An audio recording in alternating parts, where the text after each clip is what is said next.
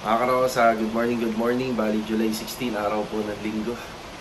Ayan, grabe ha, hindi tayo pinatulog ng ulan, sobrang lakas. Bali, ito na yata yung low pressure na balita, no?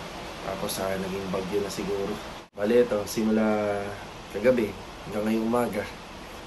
Bali, time check, 7:23 ng umaga. Sabi ko doon sa vlog ko kahapon, baka may pasok tayo kasi babawiin natin yung mga ilang araw na wala tayong pasok para kompleto yung payroll natin, no? So baka hindi mangyayari yan.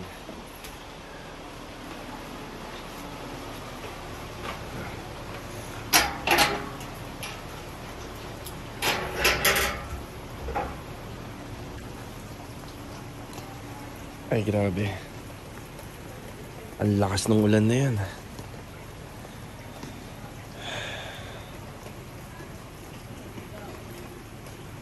Araw ng linggo, wala na naman tayong pasok.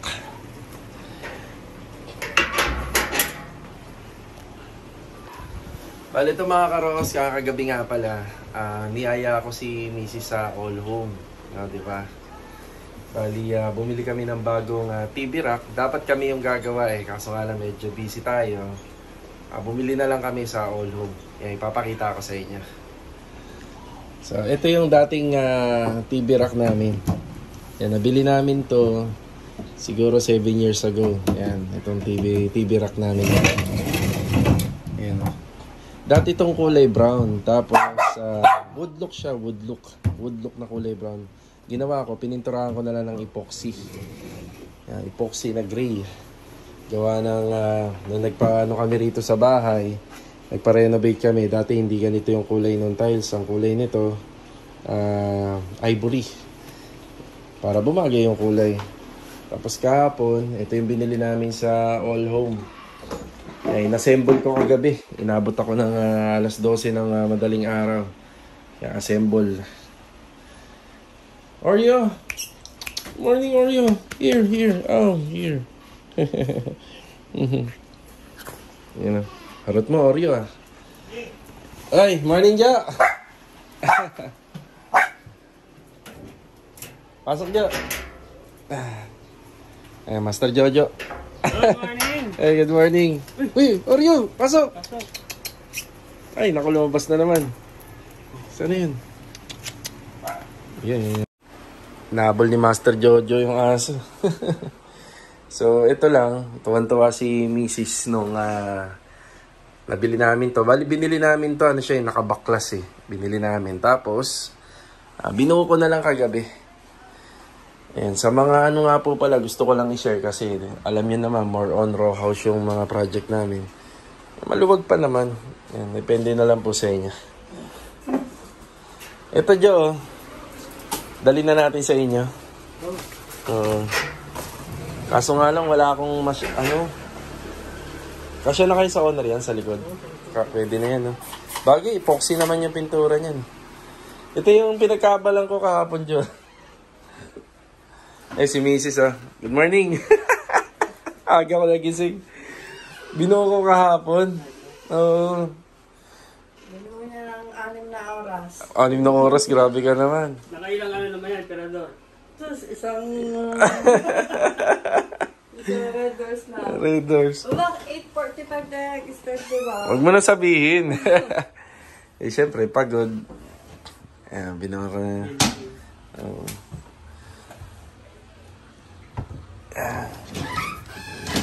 Dalawa. Pwede na rin, no? Sa mga gustong ganitong setup. Share ko lang. Diba? Medyo maluwag-luwag pa rin. May sopa rito. Lumabas yan, baboy. Papaluin. Kaya nga lumabas. Lagot. Ihahatid ko na kay, kila Jojo yung dati rito. Tara, Jo.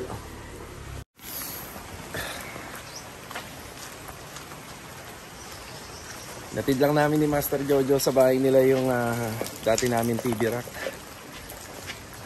Grabe. Bali wala tayong pasok ngayon, no, mga karohos. Pupuntahan ko lang yung dating unit na ginawa namin dito sa phase 1. Kaya inspectionin lang natin. Tara. Ito mga karohos, dito na tayo. Ayan na. Ilang buwan na yung nakakalipas nung turn over natin to. Yan, nandito tayo ngayon para inspeksyonin din. Kasi tagal ng ulan, no? Ito yung bagay na bagay sa bahay kapag ganun katatagal yung ulan. Buong magdamag. Ayan, shoutout nga pala kay Ma'am Marjo at kay Sir Books. Ayan, nandito tayo sa kanilang bahay. Ayan. Ayan.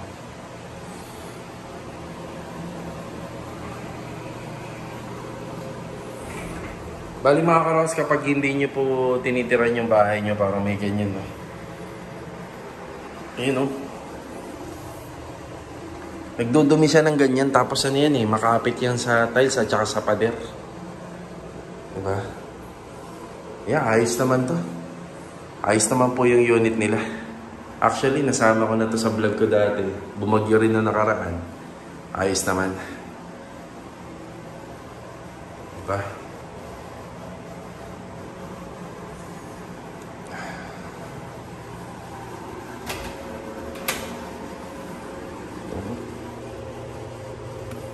And pinatay ko nga pala yung sa gate bulb. Kaya walang tubig. Kaya okay naman. Okay naman yung bahay nila. Nagwawalis lang tayo ng konti rito. Ayan, may walis naman dito.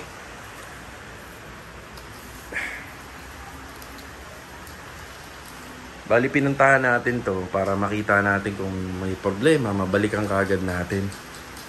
Yan, minsan nga, di ba nasabi ko sa inyo, yung mga flashing na ginagawa natin, minsan nagkakaroon ng diferensya yan. Kaya babalikan natin kapag nabitak yung bulkasil sa flashing or yung sealant. So sa ngayon, maglilinis lang muna tayo rito. Walis lang. Pa naman tayong dalandas pa. Tuyo. Walis lang. Kaya maganda sa bahay yung may may tumitingin. Kasi ganito mangyayari, Dumi, Grabe. Di ko alam kung anong insekto yan, Bakit ganyan, Di pa maganda yung walis na dala natin.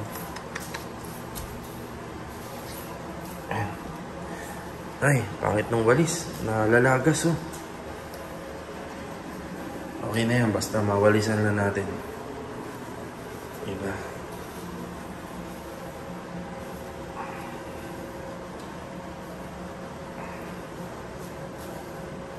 May konting gamit na rito. Yung huling punta nila rito, nung turn over ko itong bahay, ay may dala silang konting gamit. Dapat pala walis, may dala sila para pag nandito, pang walis. Madadakot naman nalalagas nga lang yung walis natin.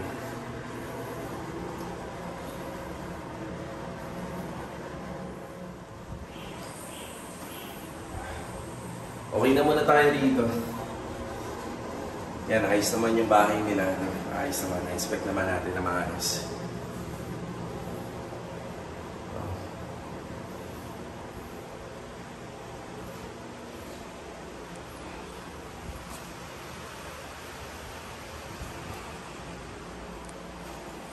Mas magandang walis sana, para madakot natin na maayos. Dito ko lang muna nilagay yung kalat. Wala tayong dalang dustpan. Tsaka ang pangit ng walis nung nakita natin dyan. Okay na tayo rito. Okay, yun lang mga karos yung pagbisita natin dito sa dati naming unit na ginawan. Ang gusto ko ibigay na idea sa inyo rito. Kailangan kapag ganito, bumabagyo, umuulan na malakas at mabalitaan nyo, mas maganda sana inspeksyonin nyo na yung taas. Madali lang naman mag-inspection yan. Kailangan nyo lang talaga is yung hagdanan. Hindi naman ganun kataas yung mga row houses na kinukuha natin na bahay. Check nyo na kung may makikita kayong diferensya, kung nagbitakan ba yung mga bulkasil sa pagitan ng firewall at saka ng ating flashing. Ayan. Double check, tapos always dapat merong stock na gamit sa bahay. Yun yung gusto kong i-share. Kahit yung sachet or litro lang ng Bulkasil, tapos kailangan always yun na naka-cover. No, always na naka-cover yun. Sa loob naman po ng isang taon, meron lang po kayong Boys and Roof Guard na 1 galon, meron lang kayong Bulkasil. Kasi yung mga Bulkasil ang ginagawa namin ngayon, kapag pinahid po namin yan or in-apply namin sa flashing at firewall, pinapalo upan namin ng Boys and Roof Guard para tumagal lalo yung buhay. Ayan, yun ang ginagawa namin. Tapos kapag yung bahay nyo naman, hindi nyo pa naman titirhan kagaya ng ganito, sana may pumupunta kahit sa loob ng 2 linggo 1 beses. Kasi ganun nga po yung mararanasan natin. No? Yan. Ulitin ko lang, no? Yung alikabok na yan. Yan, nakakamansya din po kasi yan eh. Pero natatanggal naman. Bali, ang mangyayari lang, pagka lalo na ganito puti yung tiles, tapos yung mga wall puti. Kapag pinunasan nyo po yan sa wall, nag-iwan ng mancha yan. Yan, makapit din po yan. Hindi ko alam kung anong tawag dyan sana na yan. Yan, okay tayo rito. Hindi ko alam kung galing sa ipis yan o sobrang tiki. Basta lagi ko nakikita yan eh. Kapag walang masyadong nakatira sa bahay, tapos pag pinupuntahan ko, lagi may mga ganun. Na ganun yung unang na-encounter natin na kapag hindi masyadong tinitirhan. Tapos kung nakalak naman po maigi yung bahay, yung bintana, yung pintuan, hindi naman po masyadong pinapasok ng alikabok. Ang nangyayari lang, may mga agiw. Yung parang ano ba yun? Cobweb, ganun, spiderweb. Ayan. Yung unting gamit lang sila rito. Ito yun, no? Ang tawag dito. Ayan, no, ganyan. Kasi ito, hindi ko na nawalisan to. Yung walis pala, basa. Ginamit ko, kaya pala ano siya, naagnas. Ano to? Patay na butik eh, ang laki. Okay. Ulan na. Hanggang maghapon na naman. Bali ito mga karos, medyo puyat lang tayo konti. Kasi talagang medyo natakot ako dun sa lakas ng ulan, grabe. Yung tipong natutulog ka, di ba? Takot tayo. Rinig na rinig kasi. Tsaka sobrang lakas. Lakas ng ulan. Bali magpapapayroll na lang tayo dun sa bahay. So kukontakin natin yung ibang tropa. Gawin na ni Mrs. yung payroll kasi wala namang pasok. Kaya ingat po lahat, no? Hindi natin alam kung gaano pa kalakas yung bagyo na to. Dito na ulit tayo sa bahay. Hindi pa tayo nag-aalmusal. Aba, yun, no? Good morning. Good morning. Ayan na. Ano? Sige. Good morning, Chanel. Good morning. Say good morning. Hey, good morning. Ginaya lang. Aba, pansit Ayan, kain muna tayo. Ayan, mga karos, almusal tayo. Ayan, kain po tayo. Maulan na umaga sa inyong lahat, no? Wow. Bali mga karos, yung pinuntahan natin na unit na ginawa natin dun sa Phase 5, yun na lang yata yung meron akong susi kasi iniwan sa atin ng may-ari. Ibang mga natapos natin na bahay, na-turn over na natin sa kanila yung susi. Minsan maganda din po yun kapag hindi naman titirhan, nag-iwan dito sa amin. Pero depende na lang po kay client, no? Depende sa kanila. Kasi kapag bumabagyo, mamomonitor ko pa kung may problema dun sa loob ng bahay. Bigyan ko kayo ng idea. Ang binibigay lang namin na warranty rito regarding sa mga tagas ng ulan, mga tagas sa pader, leak sa bubong, bali nasa 6 months. Kasi ang paliwanag namin dito, yung mga application din na ina-apply po natin sa taas ng bubong, sa mga pader, ay may warranty rin po yun. Pag nag-apply tayo ng waterproofing, basta tama yung application, tumatagal naman po siya. Pagdating naman po dun sa taas, sa bubong, hindi naman natin kontrolado yung init at ulan. Maaaring yung mga pinapahid natin or ina-apply natin ay ma-expire din po kagad. So, ibig sabihin, yung visa niya, nakadepende lang po tayo dun sa visa ng mga ina-apply natin. Kailangan mga karos, hindi porket na nagawa yan ng maayos, after ng 1 month, after 2 months, 3 months, may mga bagyong dumating at wala naman mga leak problem. Sa mga susunod na buwan, after taon, ay hindi nangangahulugan ay maayos pa rin siya.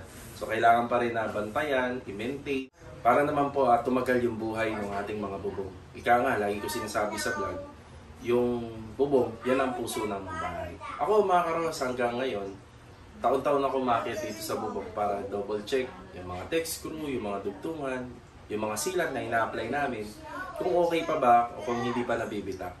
Minsan na kapag summer mga karos, yung summer season, yun talaga yung pinakamagandang mag-maintain. Kasi hindi umuulan, tapos yung mga silat na ina-apply natin dyan, mas mabilis silang mabitak dahil sa gawa ng init ng panahon. Within 6 months, kapag walang problema yung bahay, maayos siya. Sa mga susunod na buwan at taon, tapos nagkaroon ng problema, pinag-uusapan na namin ng client yun.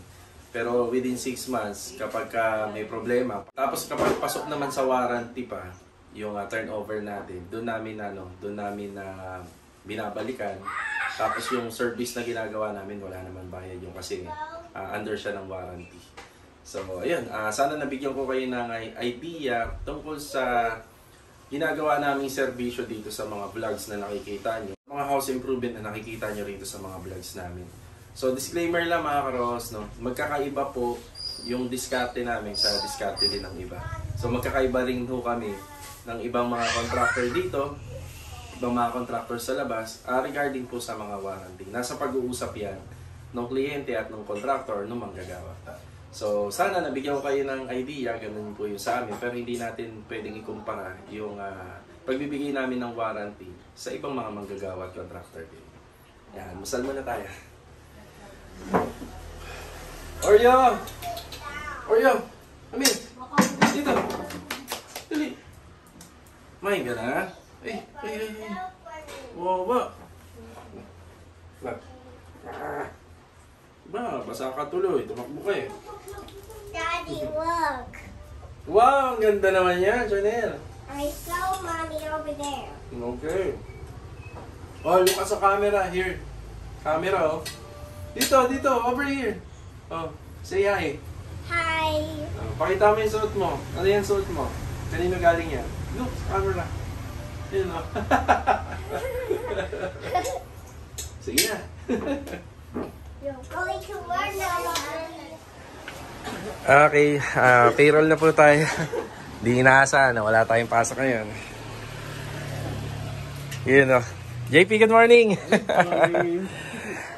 Ayan, payroll. JP, 4 days lang tayo. Ayan, pinagpahinga lang tayo ng 2 araw, tapos pinapasok ng 1 araw, tapos pahinga uli. Ay, Diyos ko. Yan talaga. Ay, lumabas. Nako, nakalabas na naman yung aso. Layo. Habala na, Ben. Habala po.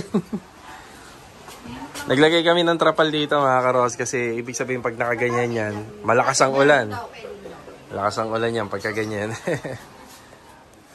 Si Kuya, good morning. Walang pasok. Mabawi tayo, Kuya. Kaya nga, yung weather eh. Ngayon, kita mo, hindi umuulan, no? Mamaya naman yan. Jamil, good morning, Jamil. Good morning!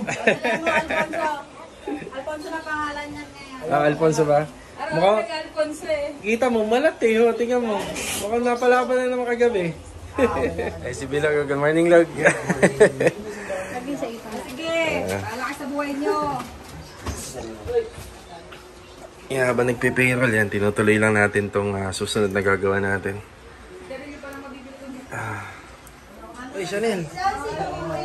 Ayan. Ganda naman na nasa, Chanel, nasa ears mo. Ha? Hindi pa, sa gitla ka, ha? Louie, good morning. Pwede advance, pero hanggang 500 lang. 500. Hindi yung pinabibigay ni Ma'am Isa. Ayun, o. Tapos yun sa gasolina. Yun, ang bahay. Para bibili ng Yes, Master Jojo. Diyan, ano lang tayo. Di ba nang Ganda naman nandyan sa ears mo. What's that? Chanel? What's that? That my headphone. Wow. Bakit ganun? Di naman umuulan, no? Mga asar lang yung panahon eh. Kakala ko ba kami sa inyo? Ah, sige, sige ha. Ingat-ingat kayo.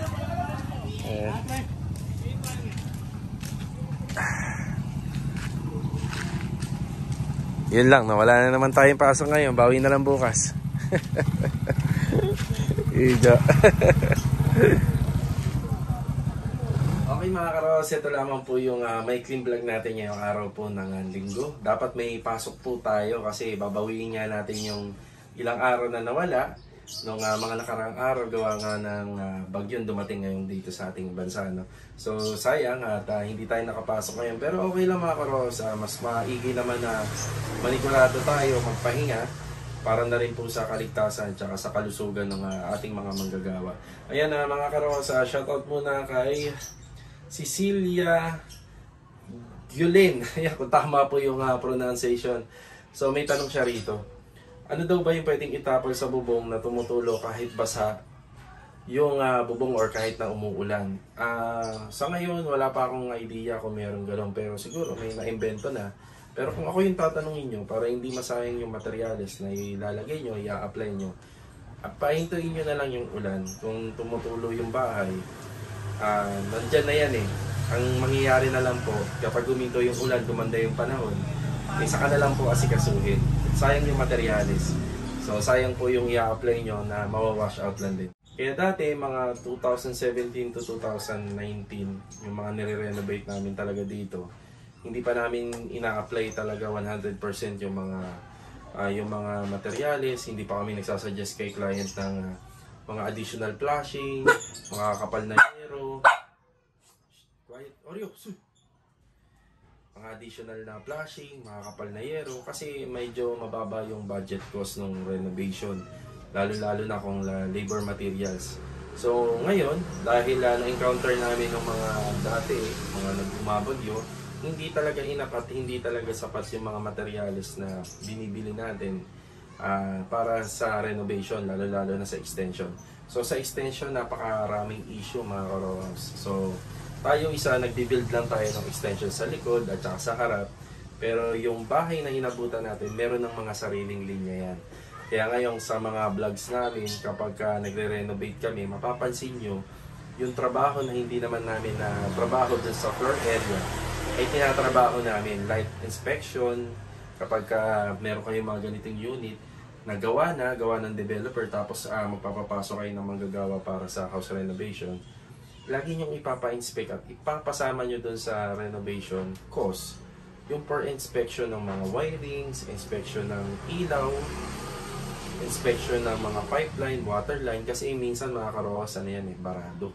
Kaya kapag tinap natin yung linya natin, lalo na sa extension, inside gutter siya, tinap natin yung linya, nangyayari, nasisisi dun sa gumawa ng extension yung mga tulo, overflow ng bahay, kasi sila yung last touch. Kaya kung ako sa inyo, ipa-inspect nyo, isama nyo sa house renovation cost, lalo-lalo na yung bubong. Kaya mapapansin nyo bakit ang house renovation na ginagawa namin more on interior, extension sa likod tsaka sa harap. Pero bakit pinapakialaman namin yung bubong, no? Kasi yung bubong sa actual turnover, hindi din natin kasi masasabi kung may leak problem siya o wala hanggat hindi umuulan. So sa mga nga po pala, nagpapagawa ng kahit ganito kaliliit na bahay, malaki man yan, titest talaga yung isang bubong or yung in-install na bubong kapag may ganito kalalakas na bagyo na dumarating. So minor issue lang po yung mga leak problem. So minsan kasi may mga nagpapagawa na pagka may tulo talaga, medyo nadidismaya sila na meron ganun. Actually dati may mga ginawa kami na unit dito na talagang after magawa, tapos after matapos, hindi naman natin siya matitest. Pero ginagawa pa nga namin pan-test nun, balde, tapos inaanuhan namin ng hose, binubusan namin ng hose, mga ilang oras, pinapakagusan namin gamit yung hose ng mga kahit 30 minutes, tapos tinitingnan namin sa baba kung magkakaroon ng leak problem. Ganun pa yung mga test procedure ginagawa namin. Sa ngayon kasi kapag umulan, iba-iba yung angulo ng ulan, no? Merong pastro, may angge, tapos meron ding hangin. Kaya may pagkakataon talaga na pumapasok talaga yung tubig.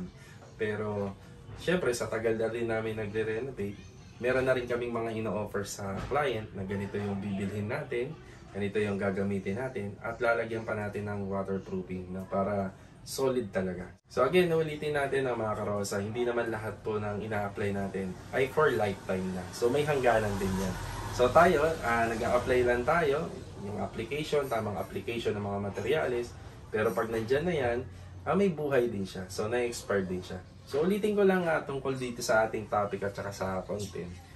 Yung warranty na binibigay natin, nagbe-base lang kami doon sa tagal din ng buhay ng mga nilalagay at ini-install natin. Para sana meron uli kayong natutunan dito sa video na to. Meron kaming na-share sa inyo ng konti. So disclaimer lang, itong content na to is based in our experience lang dito sa mga house renovation namin na mga na-experience namin dito sa Lumina. So paano mga karosa, God bless po sa ating lahat.